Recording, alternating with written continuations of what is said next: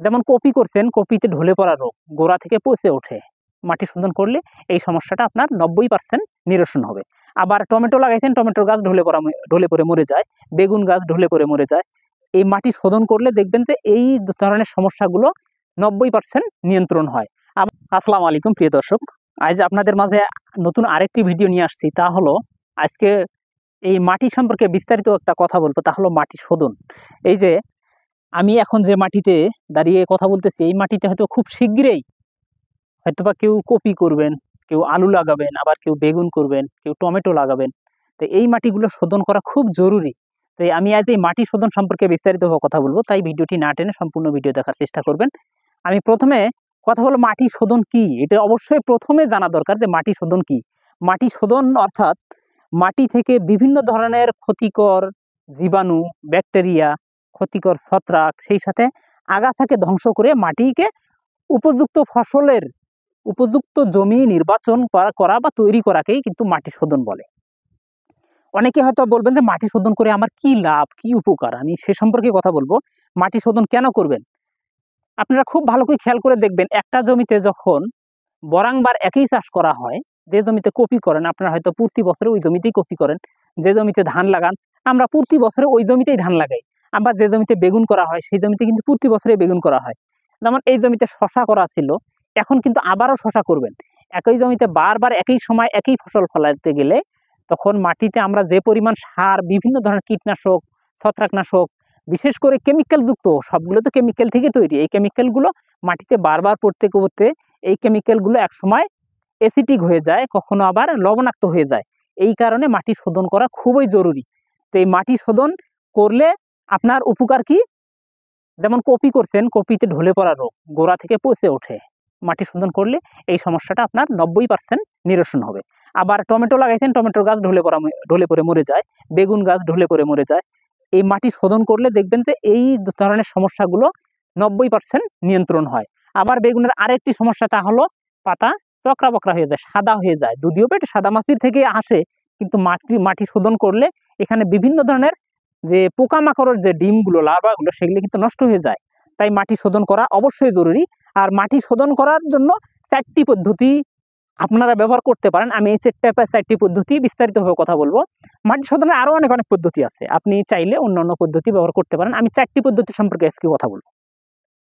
প্রথমত মাটি শোধনের প্রথম যে পদ্ধতি, তা হলো আমরা অতীতে দেখেছি, আজ থেকে 20 বছর পূর্বে এই জমিগুলোতে কিন্তু গরুর লাঙ্গল দিয়ে, গরু দিয়ে চাষ করা হতো, গভীর করে চাষ করা হতো, চাষ করে শুকাইতে দেওয়া হতো। আপনারা প্রথম স্টেপে আপনি মাটি শোধন করতে পারেন, এরকম ভাবে গভীর করে চাষ দিয়ে মাটিগুলো শুকাবেন। শুকানোর আবার 10 থেকে 15 দিন পর আবার আর 2টা চাষ দিয়ে, আড়াআড়িভাবে চাষ দিয়ে দেখবেন মাটিগুলো শুকিয়ে উঠছে। এভাবে কিন্তু মাটি শোধন করা যায়, প্রথম পদ্ধতি।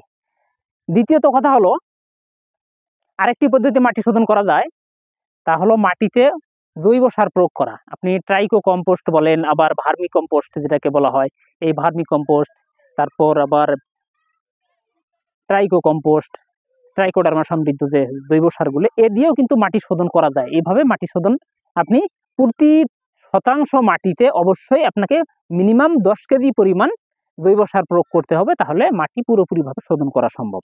আর আরেকটি পদ্ধতি যেটা আমাদের দেশে যদিও প্রয়োগ হয় না এখন পর্যন্তও, আপনারা চাইলে করতে পারেন, তা হলো এই মাটির উপর মিনিমাম এরকম এই 1 বিঘা অন্তর কাঠের গুঁড়া, খড়কুটা বিছিয়ে তারপর আগুনে পুড়তে হবে, পুড়িয়ে কিন্তু মাটি শোধন করা যায়।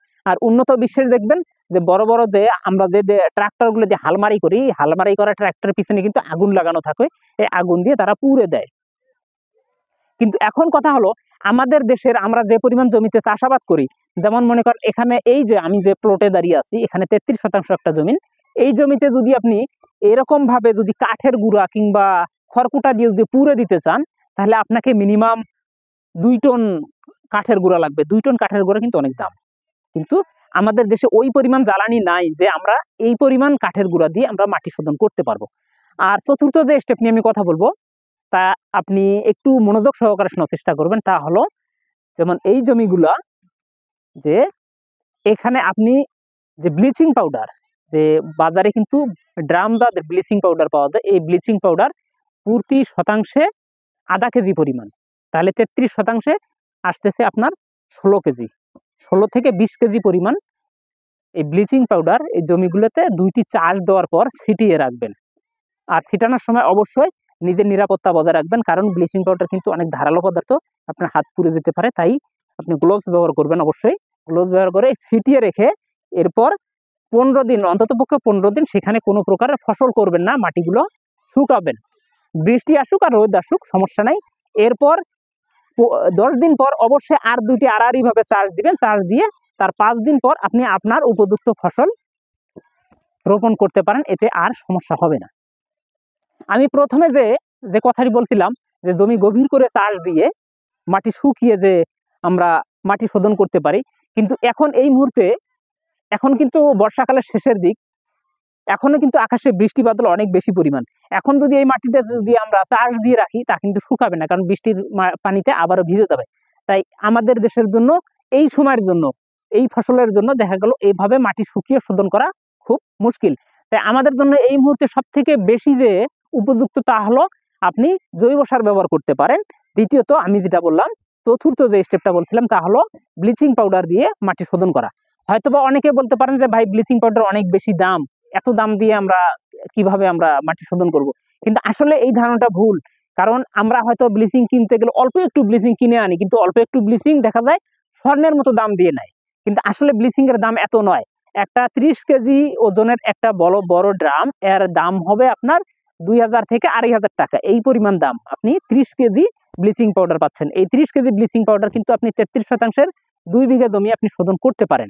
প্রিয় দর্শক, যদি আপনার জমি যদি ঢলে পড়া রোগ থাকে, টমেটোর কিংবা বেগুনের ঢলে পড়া রোগ থাকে, সেই সাথে কপির গোড়া পচে যাওয়ার মতো সমস্যা থাকে, কিংবা আলু লাগান, আলুতে দেখা গেল আলুর নিচে আলুর গায়ে যেটা আমরা দাউদ বলে থাকি, দাউদের মতো হয়, চামড়া খসখসে হয়, এই ধরনের সমস্যা যদি আপনার মাটিতে বেশি থেকে থাকে তাহলে আপনি এভাবে মাটি শোধন করবেন, দেখবেন যে আপনার ফসল আগের তুলনায় কমপক্ষে 25% ফলন বৃদ্ধি পাবে। সেই সাথে আপনার মাটিতে সারের পরিমাণ কম লাগবে।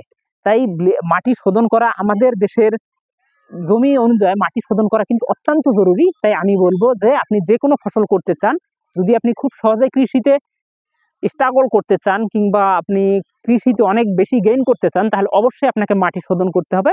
আর মাটি শোধন ছাড়া বর্তমান কিন্তু সঠিকভাবে ফসল ফলানো যায় না। কেননা আমরা যে মাটিতে যে পরিমাণ সারগুলো ব্যবহার করতেছি, যে কীটনাশকগুলো দিচ্ছি, এই কেমিক্যালগুলো মাটি থেকে এখান থেকে কিন্তু একটা ক্ষতিকর জীবাণু তৈরি হয়, যেটা অতিরিক্ত থেকে যায়। তাই এই জীবাণুগুলো ধ্বংস করার জন্য অবশ্যই আমাদেরকে এই মাটি শোধন করতে হবে। তাই প্রিয় দর্শক, আমি 4টি পদ্ধতি মাটি শোধনের কথা বললাম। 4টির মধ্যে কোন পদ্ধতি আপনার সব থেকে ভালো লাগছে অবশ্যই কমেন্টে জানাবেন। আর আপনি যদি এখন যদি আগাম কোনো ফসল করতে চান, তাহলে আপনার জন্য অবশ্যই প্রথম পরামর্শ হলো মাটি শোধন করবেন। দর্শক, আজ এ পর্যন্তই। যদি আমার ভিডিওটি ভালো লাগে তাহলে অবশ্যই আমার চ্যানেলটিকে সাবস্ক্রাইব করবেন এবং দেখতে থাকুন আমার কৃষি বিষয়ক ভিডিওগুলো। ধন্যবাদ।